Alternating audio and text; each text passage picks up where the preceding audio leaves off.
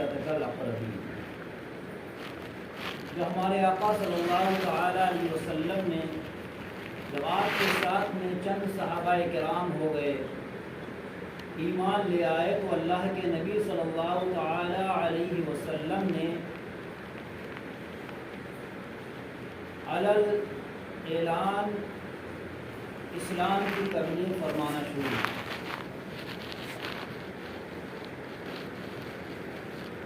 اللہ کے نبی صلی اللہ تعالیٰ علیہ وسلم کو اللہ تبارک و تعالیٰ کی طرف سے وحی آئی، وَأَنذِرْ عَشِيرَتَكَ الْأَقْرَبِينَ، کہ اے میرے محبوب آپ اپنے قریبیوں کو ڈراؤ، اسلام کی دعوت دو۔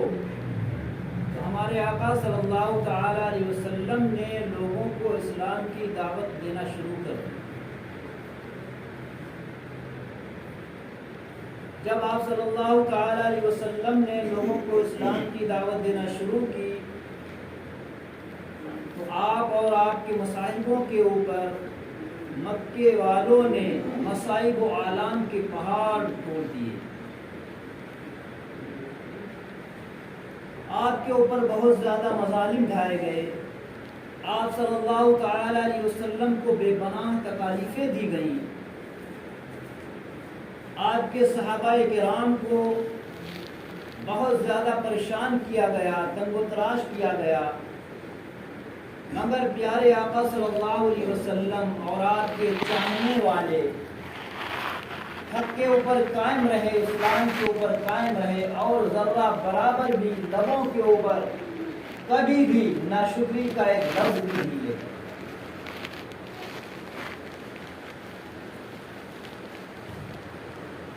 وہ لوگ جن کے اوپر مظالم کی انتہا کی گئی، ان میں سے کئی لوگ ہیں جن کے اوپر ظلم کے پہاڑ توڑے گئے، جن کو بہت زیادہ تنگ و تراش کیا گیا، اسلام کو چھوڑنے کے لیے بہت زیادہ ان لوگوں کو مجبور کیا گیا، مگر پھر بھی وہ احد احد کا نعرہ لگاتے رہے اور اللہ تعالیٰ کے دین کے اوپر قائم و دائم رہے۔ انہی میں سے حضرت بلال رضی اللہ تعالیٰ عنہ بھی ہیں، جن کے بارے میں آپ بارہا سنتے رہتے ہیں کہ حضرت بلال رضی اللہ تعالیٰ عنہ کے بارے میں جب امیہ بن خلف کو پتہ چلا کہ بلال اسلام قبول کر لیا ہے بلال نے، تو امیہ نے حضرت بلال رضی اللہ تعالیٰ عنہ کو بہت زیادہ پریشان کیا، بہت تکلیفیں دی، مارا پیٹا، یہاں تک کہ تپتی ہوئی ریت کے اوپر حضرت بلال رضی اللہ تعالیٰ عنہ کو لٹایا جایا کرتا تھا، نوکیلے پتھروں کے اوپر آپ کو گھسیٹا جاتا تھا، آپ کا جسم خون سے لہو لہان ہو جاتا تھا، پھر بھی حضرت بلال رضی اللہ تعالیٰ عنہ احد احد ہی کا نعرہ لگاتے رہے کہ میرا خدا ایک ہے، وہی ہے جس نے ساری دنیا کو پیدا کیا۔ بے پناہ حضرت بلال رضی اللہ تعالیٰ عنہ کو تکلیفیں دی گئیں، ان ساری تکلیفوں کا مقابلہ حضرت بلال نے کیا اور اسلام کے اوپر قائم رہے۔ آخر کار حضرت سیدنا صدیق اکبر رضی اللہ تعالیٰ عنہ نے حضرت بلال کا جب یہ حال دیکھا تو حضرت بلال رضی اللہ تعالیٰ عنہ کو بھاری قیمت سے خرید کر کے امیہ کی قید سے آزاد کرایا اور آقا کریم صلی اللہ علیہ وسلم کی خدمت میں پیش کر دیا۔ حضرت خباب بن ارات رضی اللہ تعالیٰ عنہ، یہ بھی ایک بہت بڑے صحابیوں میں سے ہیں، یہ اسلام کے ابتدائی دور ہی میں انہوں نے اسلام قبول کر لیا تھا، ابھی 5 یا 6 صحابہ کرام ہی میں اسلام میں جڑے ہوئے تھے کہ حضرت خباب رضی اللہ تعالیٰ عنہ نے اس وقت اسلام قبول کر لیا۔ آپ ایک عورت کے غلام تھے، کافرہ عورت کے غلام تھے، جب اس عورت کو پتہ چلا کہ میرا غلام اسلام قبول کر لیا ہے، حضرت خباب نے جب اسلام قبول کر لیا جب اس عورت کو پتہ چلا تو حضرت خباب رضی اللہ تعالیٰ عنہ کو لوہے کی ذرہ میں جکڑ دیا جاتا تھا اور سخت تیزی کی دھوپ میں گرم ریت کے اوپر آپ کو لٹا دیا جاتا تھا، یہاں تک کہ اس دھوپ اور ریت کی گرمی سے جو آپ کے جسم میں پسینہ نکلتا تھا وہ ذرا کے اندر بھر جاتا تھا اور وہ پسینہ کھولنے لگتا تھا، اس پسینے کی کھول سے آپ کا جسم بالکل لال ہو جاتا تھا اور آپ کے جسم کے اوپر بھگوڑے پڑ جایا کرتے تھے۔ اتنی تکلیفیں حضرت خباب رضی اللہ تعالی عنہ کو دی گئی۔ حضرت خباب رضی اللہ تعالی عنہ کو بھی نوکیلے پتھروں کے اوپر گھسیٹا جاتا تھا اور کوئلے دہکا کر کے حضرت خباب رضی اللہ تعالی عنہ کو اس کوئلے کے اوپر لٹایا جایا کرتا تھا۔ آپ کے جسم مبارک سے نکلنے والا پسینہ اور خون ان کوئلوں کو بجھا دیتا تھا، پھر وہ کافر لعین کوئلوں کو دہکاتے تھے، مگر اس حالت میں بھی حضرت خباب رضی اللہ تعالی عنہ نے اسلام کا دامن نہیں چھوڑا۔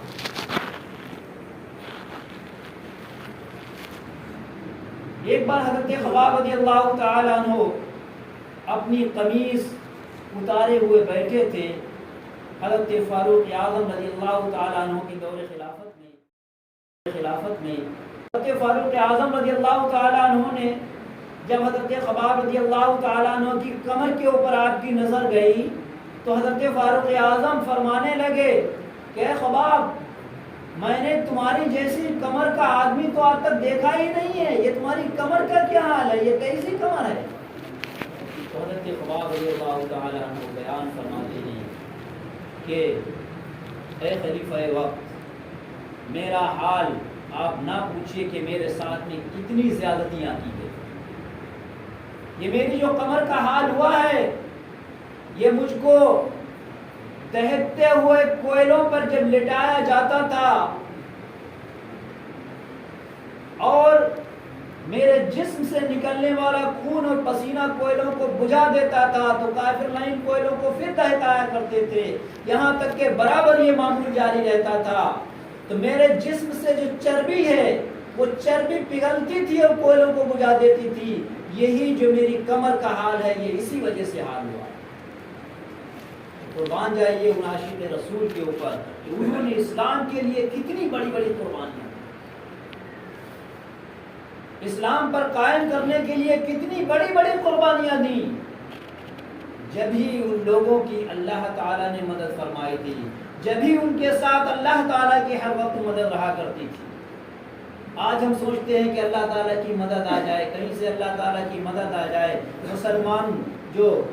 اس حال میں ہیں ان کے لیے اللہ تعالیٰ کی مدد آ جائے۔ پہلے ہم اپنے کارناموں کو دیکھیں کہ ہمارے کارنامے کیا ہیں۔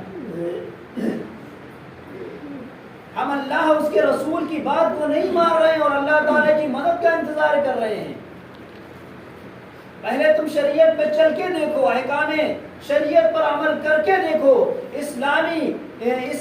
لباس میں ملبس ہو کے دیکھو، اپنے آپ کو اسلامی لباس میں ڈھال کر کے دیکھو، پکا اور سچا مسلمان بنا کر کے دیکھو، پھر انشاءاللہ اللہ تعالیٰ کی مدد آئے گی۔